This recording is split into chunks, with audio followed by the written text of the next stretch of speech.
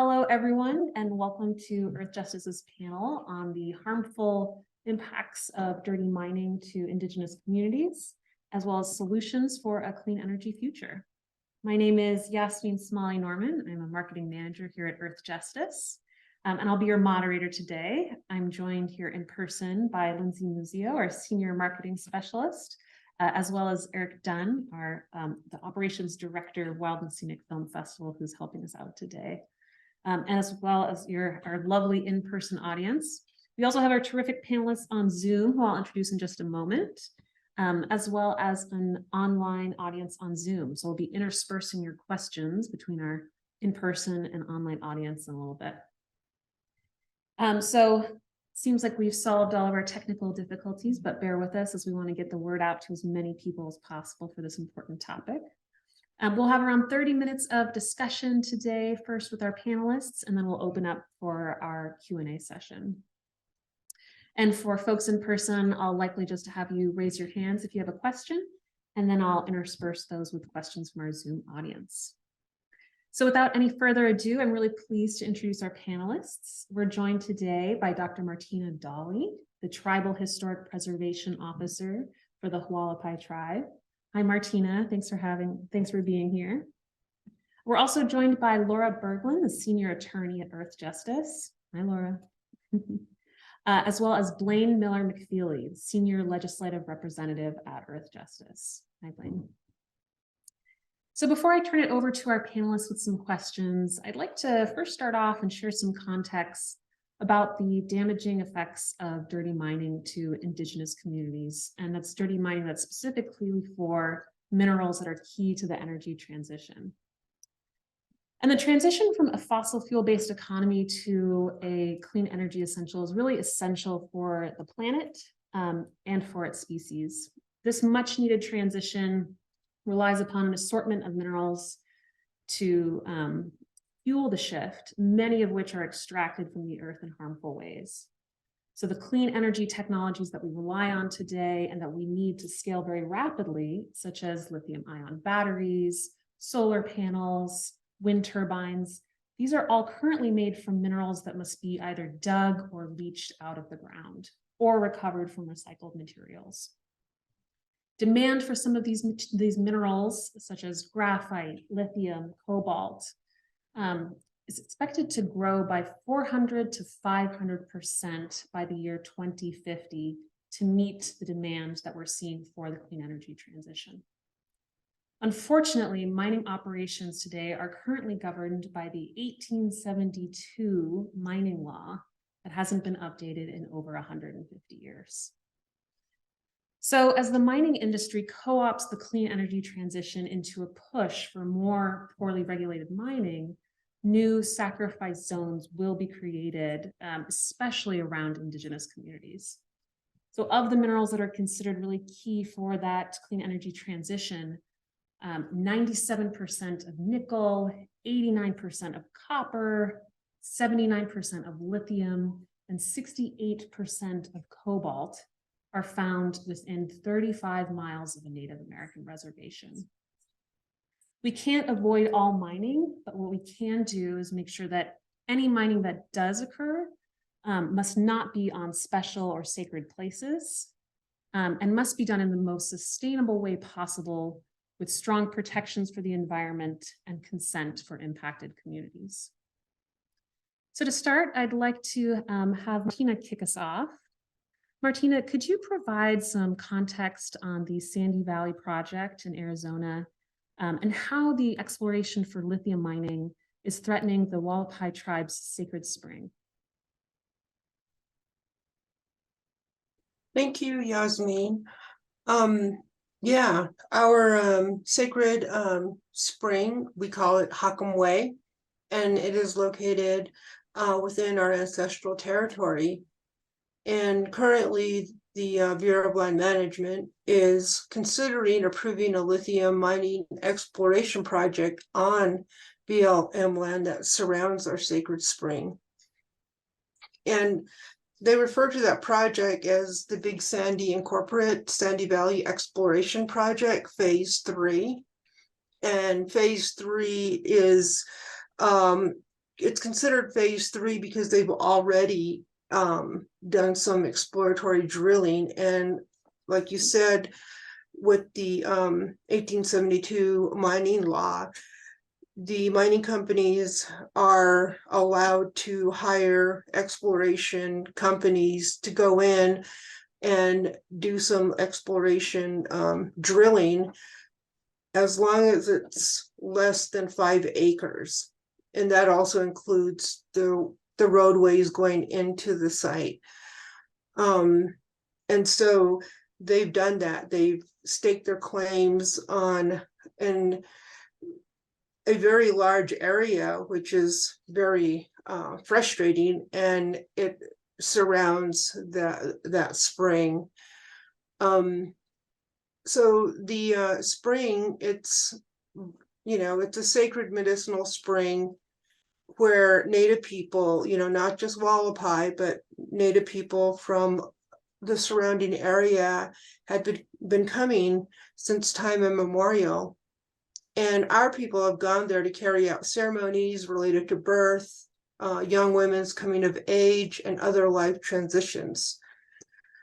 And most important, it's described in our ceremonial song cycle called the Salt Song Trail, which we still sing today. It is a very important and sacred song that is sung, and we keep that within our traditional values, because without that, that really affects who we are as a people.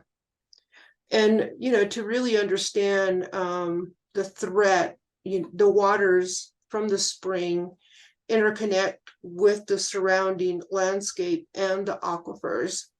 So, with other countries and other places that had to deal with lithium mining, the threat is water loss, ground destabilization, biodiversity loss, and contaminated soil and toxic waste. So, for example, it would probably more than likely take up to 2 million liters of water for 1 ton of lithium. And that's just from looking at literature through, on online and, from our legal experts. And once they do that, they create these ponds, and those ponds carry toxic waste that can consist of toxic waste materials such as potassium, magnesium, borax, and lithium salts. And that's just really, really bad for the earth, and it would cause a very unhealthy environment. And, we just have to really face reality. We are in a drought. So the question has always been, where is that water coming from? So that's what's going on in our area here in Arizona. Our ancestral territories are very vast. So our northern border is the Colorado River to the north, and to the west, the western reaches of the Colorado River, and it extends all the way down to the Bill Williams River, which is south of the Big Sandy Valley. And it goes out into the east along like I-17 area. So it's huge. And this is really close and dear to me because I am from the Big Sandy Band, and that is part of my direct ancestral landscape. Thank you. Thank you, Martina. And you make a really good point in that by sourcing minerals for the clean energy transition, we don't want to at the same time cause new environmental problems related to drought, related to some of the toxic effluents. So thank you. And we've got our behind the scenes person on Zoom sharing some helpful resources in the Zoom chat. And then for our in-person audience, if any of our folks here would like to help us fight to protect Indigenous sites, you can text the word protect to our number at 43428.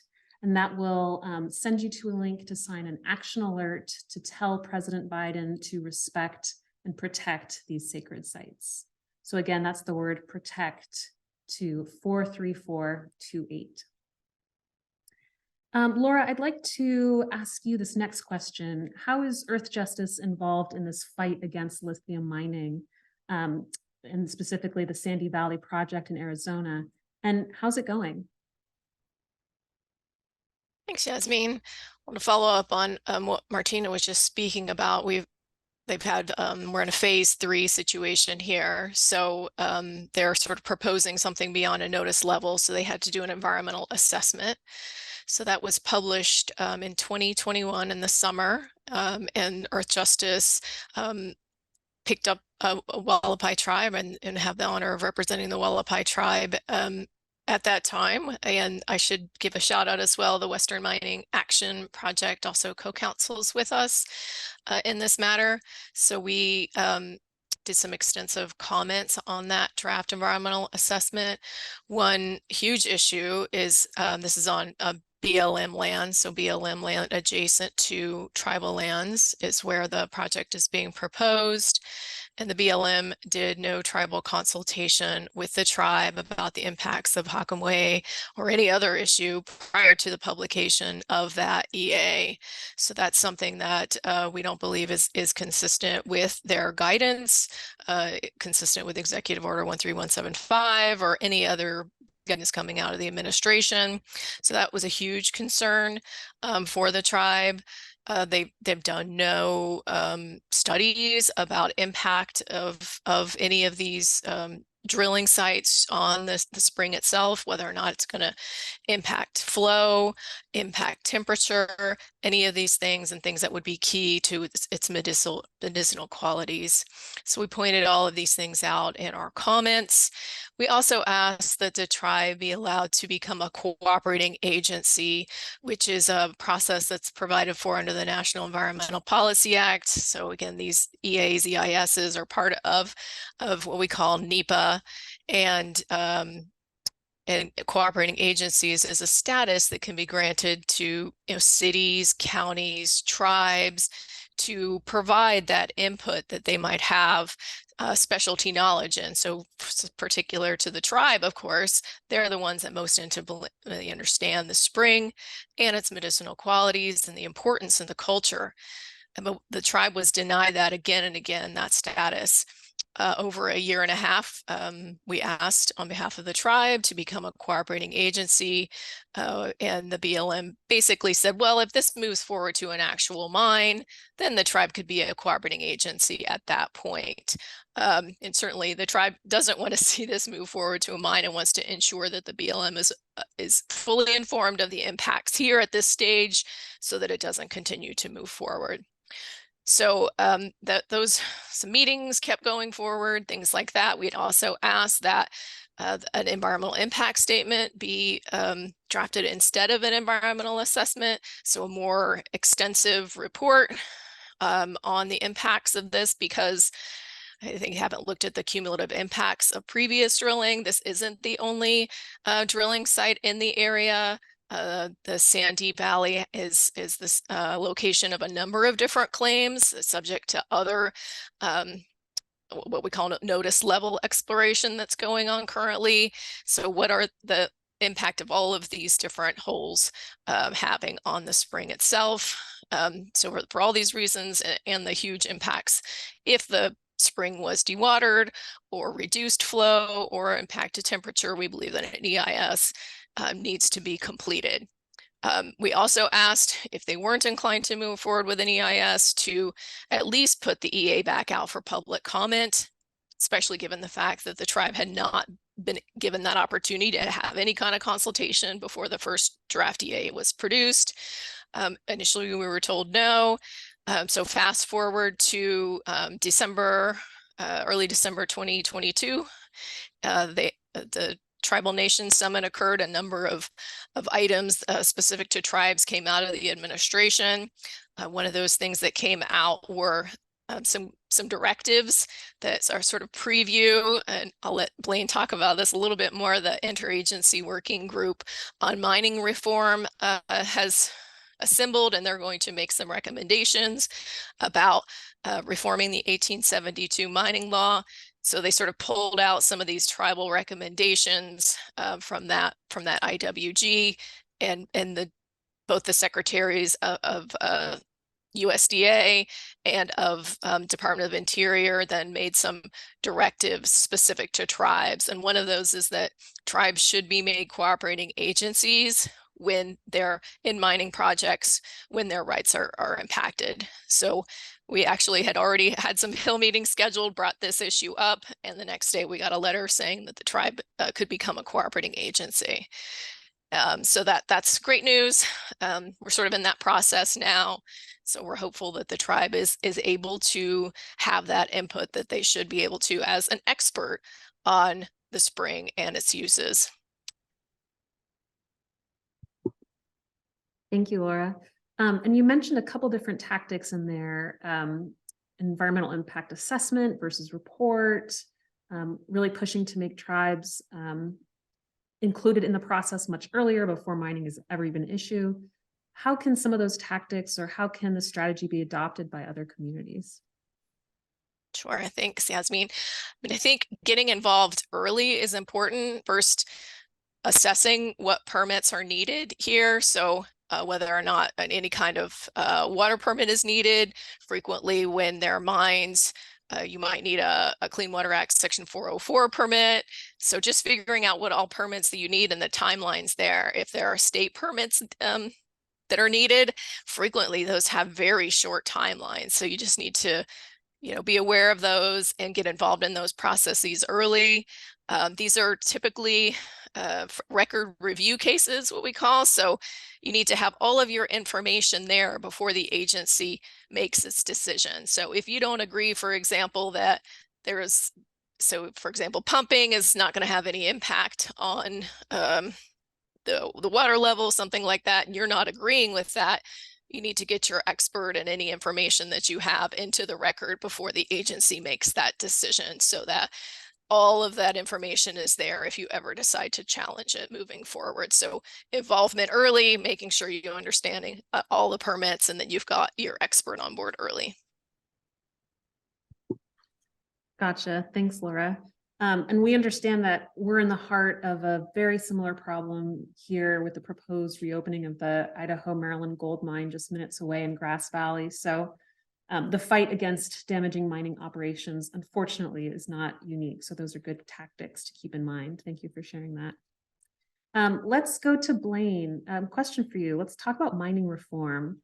What needs to change on a national level from current laws and regulations, i.e. that 1872 General Mining Act, to protect Indigenous sites and other threatened areas?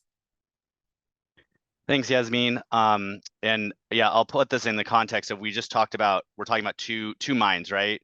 But these issues of people having their voices heard, or the lack thereof, is time and time again across every state. Basically every county in the West virtually is dealing with this. And it's based off of, exactly as you say, this 1872 mining law, which is basically the base of the problem that all of these mines are creating. And just to give this a little bit of context, it is 1872 has been mentioned several times. That was Ulysses S. Grant that signed that law. So, and the other important thing about that date, it was signed into law the year after we stopped treaty making with Native American tribes. So what we know that the purpose of this law was to settle, quote, settle the West, to colonize the western part of the United States, and to kick Indigenous peoples off their lands that they had should rightfully be on. So just in context, this is a racist law that the whole point of it was to get white people out to the West. And so what that meant is, I think you heard this Martina talk about this, is they literally put a stake in the ground to say that we get the minerals that are under there. This is very different than the process that's used in oil and gas or coal mining, for example, where it is a leasing process where they get to choose where where the agency, whether that's Bureau of Land Management or the Forest Service and so forth, gets to say, okay, here's maybe a more appropriate place to mine or not. That's the way it works in oil and gas. That is not the way it works in mining. The mining companies, foreign, many of them foreign, some not, but would literally go put a stake in the ground and say, those are the minerals under there. They have to walk down to the BLM, hand a form in basically, and they get to start that process. As talked about, under 5 acres, they can start to look for stuff that's under there. So what we have to do is we have to reform this law if we want to actually give communities, Indigenous peoples, the right to actually say what is sacred, what is special, what is too sacred or special of a place to mine. And so there's sort of 3 components of what we have to do to reform this. I talked about the discretion that the Bureau of Land Management and Forest Service have. We have to change that. We have to put this into something like a leasing system that allows the decisions to be made upfront with community consultation and community voices and free, prior, and informed consent of Indigenous communities to say, this is too sacred of a place. We need to mine somewhere else. And the leasing of that helps us choose that up front and make those decisions up front, as opposed to finding out that there's a mine in our backyard, after the process has already started, which is almost always the case. So that's piece 1, is that sort of discretion about actually where to choose, be able to choose and protect those sacred and special places.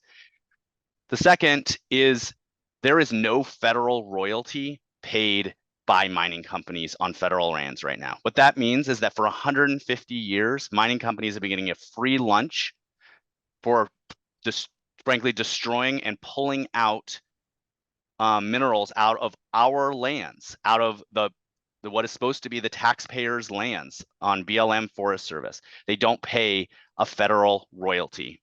So we should, unlike oil and gas or coal, who does? So we have to fix that. And the last major piece that has to be reformed and has to be changed is how we make sure that the mining that does occur is actually cleaned up. There is estimated to be 500,000 abandoned mines across the country right now that are giving cancer to kids, that are destroying drinking water and so much more.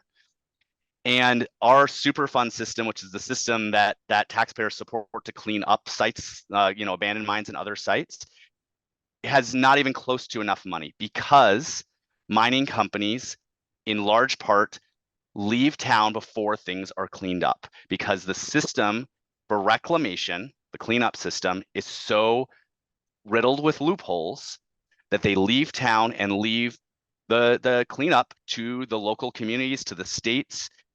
And most of the time it's not able to be done. So we need to set up a reclamation fee and a system that actually doesn't allow mining companies to leave. One way they often do this is that they will set up a subsidiary that will go bankrupt and leave town. And there's nobody that we can chase down to pay for that cleanup. So those 3 pieces have to be reformed if we actually want a sustainable mining system in the United States. And again, to tie this back to, this is about these minerals that we use in clean energy. We think that there are certain places that there should be no mining allowed, too special and sacred, but where it does happen, needs to have these things, right? A royalty, a cleanup requirements, and so forth. So the last thing I'll say is in regards to what Laura was talking about, this interagency working group. So what I was just talking about is the law, which is again 1872 law. There are regulations, federal regulations that sort of go under that and do the details and enforcement of that. We have to update those too. Those are also super antiquated. Updating those is not going to fix every single problem in the law, but it will be able to make a big difference in things like exactly what we were, Laura and Martina were just talking about, which is having consultation and true voices heard from from the Indigenous communities in the consultation process and so forth. So there are vast improvements can be made through regulations. We expect this interagency working group, which President Biden put together to examine what regulations and the law, what changes in regulations and law should be made this spring. And so our hope is that those recommendations are going to call for some of the changes that we were just talking through. And then eventually we will actually, those regulatory changes will be made. We need obviously a lot of pressure and voices to be spoken out from everyone to actually do that. But that is what we sort of hope is the next step is the regulations that underlie this law will be updated to give more protections to communities and choices to communities. Thank you, Blaine. And your comment about mining and harmful and damaging practices not being a feature of, unfortunately, the two cases, the Idaho Maryland mine or the Sandy Valley project, but really being in every zip code rings true. There's a number of films here talking about mining, and I was just chatting with a filmmaker this morning about his work, and he said, "Oh, I'd love to talk to Earthjustice about lithium mining in New York State." And I'm like, "Well, it's everywhere. Unfortunately, it's becoming a very very hot topic." So mining regulation is definitely needed. Thank you for walking us through that. I'd love to now shift to the clean energy transition and the need to really ethically and responsibly source minerals needed for lithium batteries and other clean energy technologies. And Martina, I'd love to hear from you. In addition to the strategies that Blaine mentioned, how do we really need to frame this transition to make sure that we're not repeating some of the mistakes of the past and the current mistakes? Thank you. Thank you, Blaine. That was really a great overview of the law. And yeah, it's going to take a considerable amount of education on everyone's, for everyone, including the companies and the corporations. And, first and foremost, this, land, United States was built off of the backs and the blood of, all people coming here, especially Native people. And the histories that, we all know and learned, in high school, we have the same history books, do not include Indian law and policy. And in the law libraries, there are shelves and shelves of Indian law and policy. And it's not included into the American laws because there's a lot in there that gives us the rights to what, we had pretty much given up so that we are able to survive. And the land that we're on now, our reservation lands, are considerably small compared to our ancestral territories. So it's really important that the BLM, is held accountable for caring for the land. It's not just the BLM, it's the Forest Service, it's the different federal agencies that are being held up to a high standard to take care of the environment. And right now, the big push and what, people are allowed to do on these lands are, mining, development, and recreation. And a lot of those, types of activities, well, those actual types of activities do not provide any kind of protection to the land, to the water.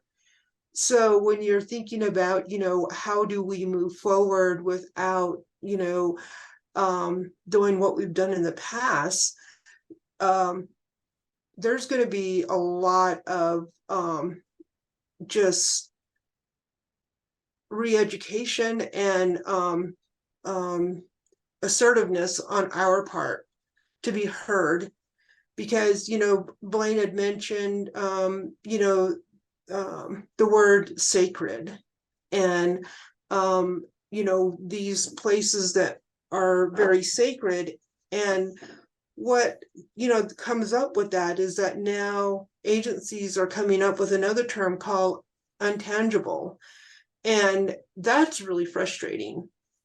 For the past 100 years, we've been explaining to the agencies what sacred means, and just as current, as recently as a couple of months ago, I'm in a meeting with agencies, and they said, well, we want to know what does sacred mean. And it was really frustrating. It was extremely condescending. It was extremely offensive, because how dare someone who looks at the land that they came onto try to tell us to explain our tradition and our sacredness, when their way of coming onto the land is based on their Christianity and their God. And that is something you can't see either. And to claim it as such, and saying this is God's land, and using that type of terminology is extremely what is the word, hypocritical. It's very hypocritical.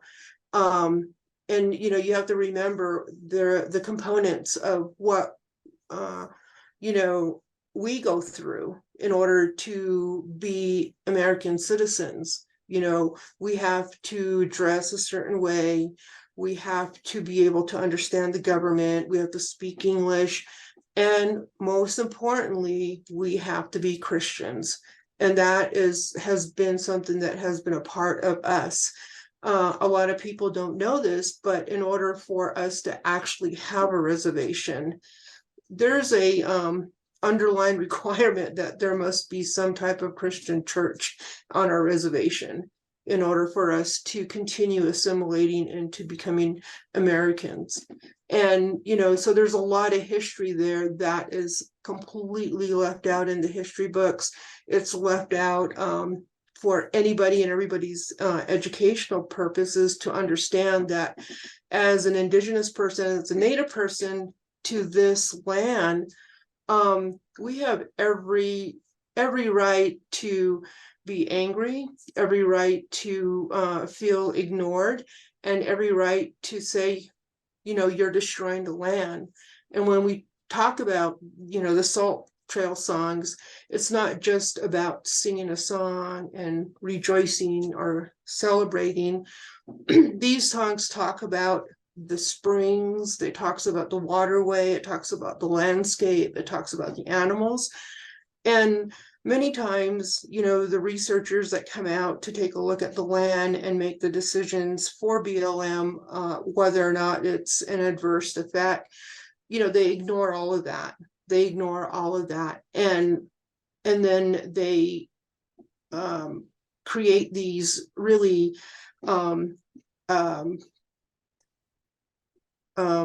condescending ways of treating us like, things are, spiritual, the way they interpret our belief system. And so that really creates that that sidebar, so many of our what we say becomes a sidebar and is put aside. So those songs are not just about wishing and thinking about the land. They're important words, because we come from a very oral tradition. So they're telling us to take care of the land. We're I hate the word ethno. I just want to get rid of the vocabulary. We're botanists, we're biologists, we're anthropologists, we know how to observe. And growing up, people would ask me, who is your favorite anthropologist? And I would say my mom, because she observes, she sees everything, she knows everything, she knows everyone. And I learned how to observe human behavior through my mom. And, it's just that, she doesn't have a degree, having a degree is so highly valued within our American system. And that is what really creates a lot of problems, because our people who are in political power, some people who are in the legal system, people, the researchers, the people who work for BLM, they do not have any educational component to who, the Native peoples are and where they are working. And I've actually been on field visits with BLM archaeologists that had no clue, didn't know anything about our removal, the different bands, where we come from. And it's really hurtful, because they're supposed to come out here to take care of the land. And when you look at their website, they talk about environmental, care. They talk about, the plants and everything, but that, they don't practice what they preach. And, the drilling activity that they already did, we walked out there, we went out there, and it was a mess. Trees were knocked down. There are still big holes in the ground, and they just left it like that. And, with this 1872 mining law, it's really old, and it just comes from a very, very old-fashioned way of being extremely inconsiderate and not caring about the environment, because it's going to always be there. And, let's just throw trash everywhere because somebody else will clean it up. It's not our problem. And just just knowing that, these foreign companies are coming in and benefiting off the backs of, of all of us is really upsetting. And then knowing that, they're getting a free ride, these rich people who own these corporations, when you look at it, it all goes back to that one person at the top, that one family who's benefiting off of all of this. And I think the framework is to hold the corporations accountable. And, we talk a lot about recycling. We talk a lot about, being extremely careful about how much money you spend. I think things need to go back. Well, not go back, but I think people just need to really think clear about, how important is your technology? How important is it for you to have all at the same time, a cell phone, an iPad, a laptop, a desktop? You could have one and survive. You're going to be okay. But we're in a very crazy consumerism frenzy where every year, the phones are updating, and there's that demand for more and more. And our government needs to put a hold on that and say, look, stop. If you're going to create a cell phone, it's got to last. I mean, I really miss my brick. That was just an easy phone. We just used that and no problem. Now we have these fancy little phones, and I can't even find a flip phone or an easy phone to use. We have no landlines, so it really just stems from just overuse and consumerism. And being here on the reservation, being home, what I really like is that as soon as you step away from your computers and your phone and you go and visit your relatives, nobody has any of that stuff. Not everybody has a laptop. The kids, go to school and they use the computers or whatever phone that they can find they're sitting out at the park where they can pick up Wi-Fi and get a little bit of that.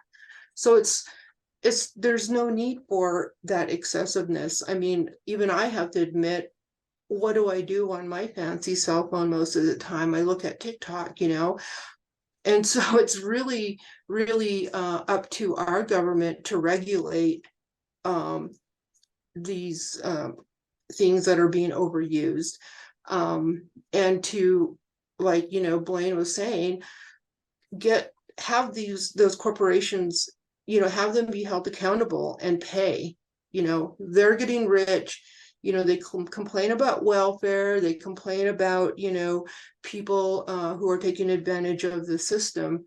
These guys are taking extreme advantage of the system on a very, very old law, and it really needs to be amended quickly. It's oh, I can go on for days, you know, and yeah, thank you. So that, you know, that basically is it. Well, Martina, thank you so much for your response. And I wish you could see our audience, because there's so many of us who are just nodding along, and definitely some commiserative laughs when talking about watching TikTok and on our cell phones. But thank you for sharing that, as well as the incredibly frustrating experience of working with the government and the hypocrisy and the double standards that they are forcing tribes to work through, and hoops to jump through. We've got a few minutes. I would like to kick it off to Blaine to our final question. What are some viable solutions to source minerals that don't continue to harm Indigenous communities and sacred sites? Thanks, Yasmin. Yeah, so I'll just say, I mean, this entire story that Martina is sharing, right, is this one example of why we need to reduce the demand for new minerals. And I don't mean by that we should slow down electrification or slow down our fight against climate change. That is absolutely essential, and we need to fight in every single way we can. But we also have to make sure we prioritize not sacrificing a new set of communities. We can't move from sacrificing oil and gas communities to sacrificing mining communities. That we have to change our system, exactly as Martina is talking about. And there are a number of very straightforward ways to do that will encourage and allow us to electrify our economy, to electrify our system, and decarbonize. So circular economy is what sort of the bucket this falls under. And by that, I mean things like recycling. We recycle almost none of our EV batteries, as an example. We have to create a system where that is incentivized, where collection of that is created. We are woefully behind other places like the European Union, where they have actually require new EV batteries to include a high percentage of recycled minerals in their batteries. We have to do that here to create that system and to make sure that what we're using doesn't have to be newly extracted from the ground. But recycling isn't the only way. Reuse, right? Most, as an example, EV batteries are not workable in cars anymore after they're about 70 to 80%. They can't charge more than 70 to 80%, but they're still usable. You can use them, for example, to store energy from a solar panel in a community solar garden and those sorts of things. So second life. But also we have to think about efficiency. So for example, actually a smaller battery that lasts longer, uses less minerals, and will need less minerals to be extracted from the ground because it lasts that many more years for a new one. This is exactly Martina talking about. If you get a new phone every year, then you will be using more lithium every year, as opposed to one that lasts 3, 4, 5, 6 years. And then the last one is innovation. We have to put money not into just recreating this exact system of single occupancy vehicle batteries in the exact same way. We have to innovate for things like public transit on one side, but also to innovate to have other chemistries for batteries, just as an example, or other solar panel chemistries. There is, as an example, Tesla that he's going to use half of their batteries don't have cobalt in them as of the end of last year. So cobalt is just one of the minerals that we're talking about here. But there's ways, if we actually invest in these, that we can change the chemistries of these renewable energy technologies to use less or use none of certain minerals. And so instead of just dumping our money into subsidizing a mining industry and doing the exact same way we've been doing it forever, let's innovate. Let's put money into new technologies and new research to find better ways to do this with better batteries and solar panels and wind turbines that use less lithium or use less copper or use less cobalt and those sorts of things. So there's a whole slew of things that we can do to reduce the demand of these minerals. And it's not going to be a silver bullet that immediately is going to say you get rid of all need for all minerals, but we have to start now. And as these EVs start to ramp up more and more, we'll be able to recycle more and more and thus reduce the demand more and more. But I'll leave it there because I know we're short on time. Thank you so much, Blaine. And here. And before we kind of close the questions that we've prepared and open it up to questions from our in-person audience, I'd love to ask our panelists, do any of you have any final thoughts or a key takeaway that you'd like to leave us with?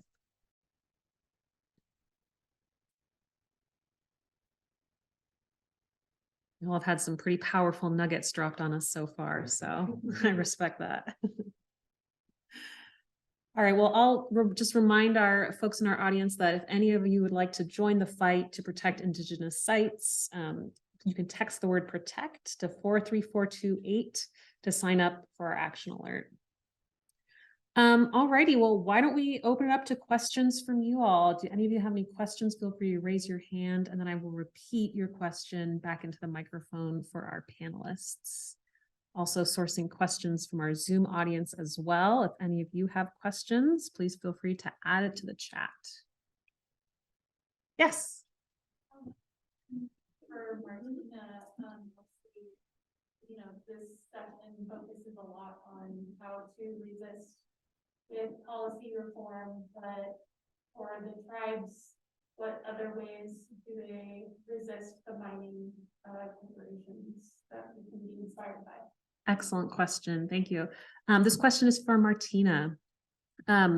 We've talked a lot about how we can use policy and legislation for mining reform for Indigenous communities, but there's someone asking, what other techniques are there to kind of resist some of these mining operations that we can be inspired by and perhaps replicate? And finding, and I'm learning that for us, for our tribe, we just have to also educate ourselves that we do have a voice and that we can actually stand up for ourselves.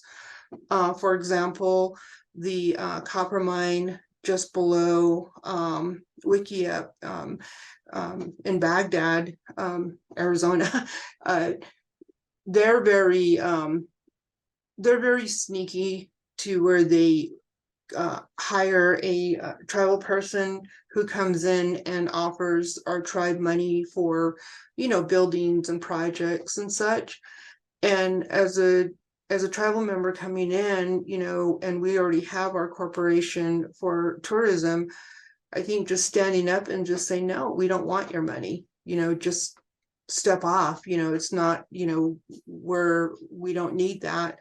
But for the lithium mine coming in or the lithium drilling, doing exactly what we've been doing, just standing strong.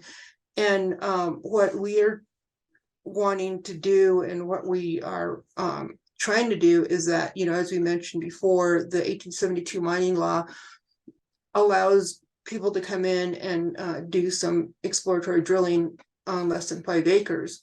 And working directly with the BLM, and working on an MOA with them to let them know that whenever they get a notice that they tell us immediately and that we know ahead of time and that we are consulted on that, because for someone to put a notice in, there's no consultation. They don't have to contact the tribes. They don't have to do an EA. They don't have to do anything. They can just go in there with their shovels or pickaxes, whatever they have, their drilling machines, and just go to work. And that needs to be halted. So, you know, being in direct contact with the BLM or the Forest Service, making them held accountable and putting an MOA together, you know, and it's an agreement, not an understanding, because there's a difference between an MOA and an MOU. You know, the understanding is when you're already working together and these are the things you understand you're doing together. But an agreement has a little bit more teeth, where you agreed to tell us that there was a notice put in. And, you know, when we found out that mining, our drilling companies can go in with a notice, we were under the impression that the notices were like a permit and that they were getting permission. Well, they're not. They're just a piece of paper that they can fill out and say, by the way, I'm going to go and drill over here. And they hand it over to the BLM and to the land office. And then they go and do their thing. So no one is actually getting any permission to do that. So just really knowing and understanding and asking direct questions, even if you feel like, you know, they sound dumb, just asking and asking. But the main thing is making them accountable and making sure that those notices are shared with you all the time, and having that direct contact with the field office is a really good beginning and a good start. And really putting the fire underneath the mining companies, because we get their representatives that come around in their little suits and say, oh, you know, we can give you money. So they're like the snake oil guys that come in and try to schmooze us. So making sure that, you know, they are reporting to one person, because they will go around and talk to other people. And they've done that. They've done that where they've grabbed a few other people and taken them and said, well, this so-and-so said this from the Hualapai Tribe. And you're like, no, you know. So making sure that we do have our ordinances and things laid down that they can't do that. So just really making sure that they're not, you know, maneuvering their way in. And that's something that, you know, I was not aware of until I ended up in a meeting with them and got after them and gave them what for, and reported directly to the chairman and said, I didn't know this was happening, and they need to report to you guys. And one thing I do repeat all the time to them is that I'm not at liberty to give you any information. You have to talk to the council and to our tribal leadership, and before you can even get any kind of authorization or information from me. So those are the two things that I think are a good beginning to a framework, but also just being extremely proactive when it comes to understanding you know, the mining law, and knowing who the corporations coming around.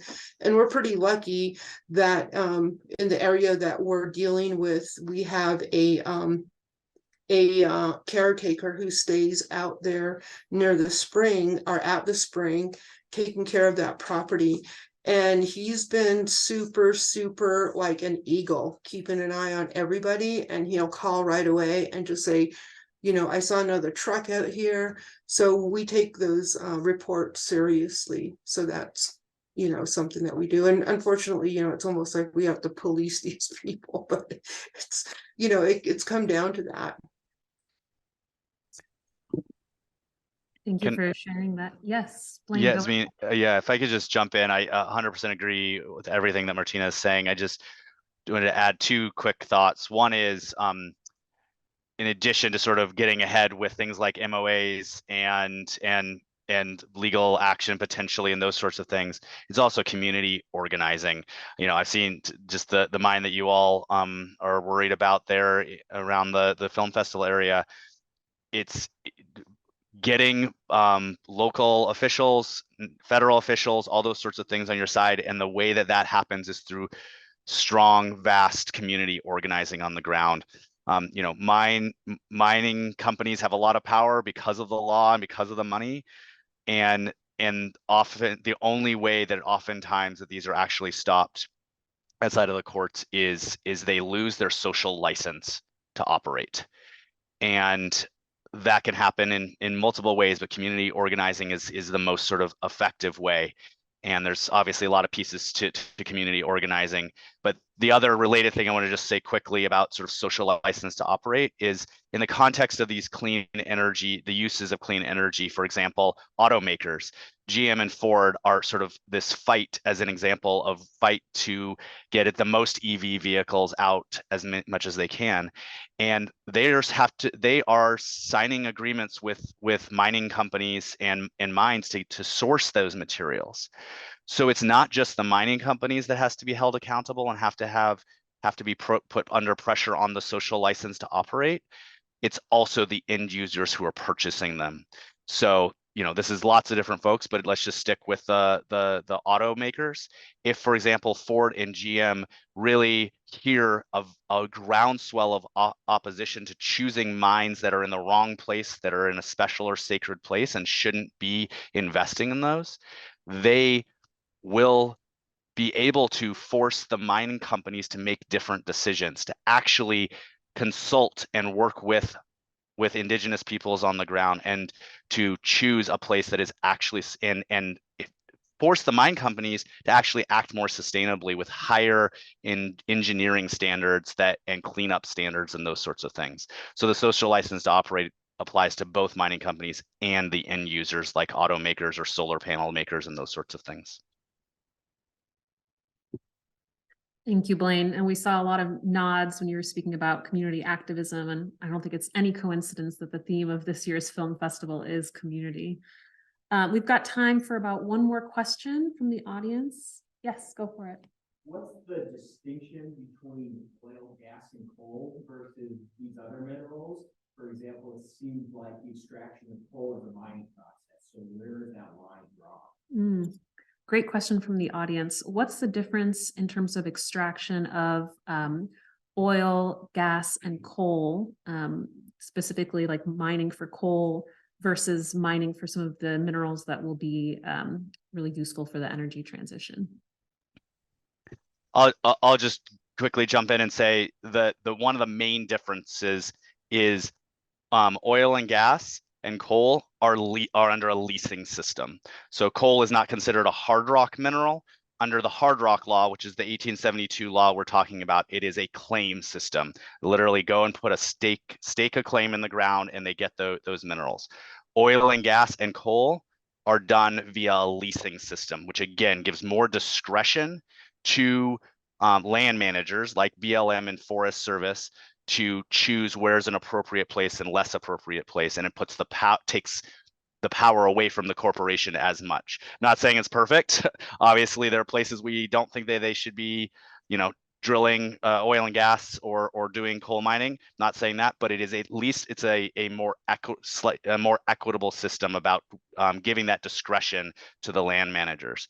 The other main difference is there is both a reclamation fee and a royalty that is levied on oil and gas and coal companies. And both of those things mean that the cleanup is usually done much more quickly and effectively, and that they actually pay their fair share. None of those things happen in the hard rock mining industry. Thank you, Blaine. I see a couple more questions. We can sneak one more in. I think I saw this gentleman first.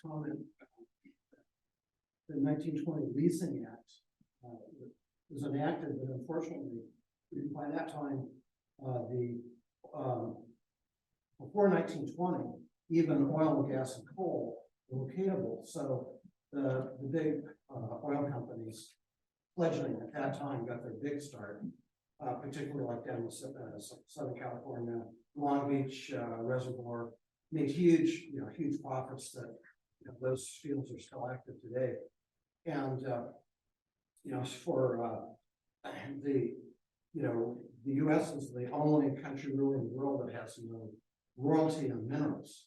So, you know, it's like, okay.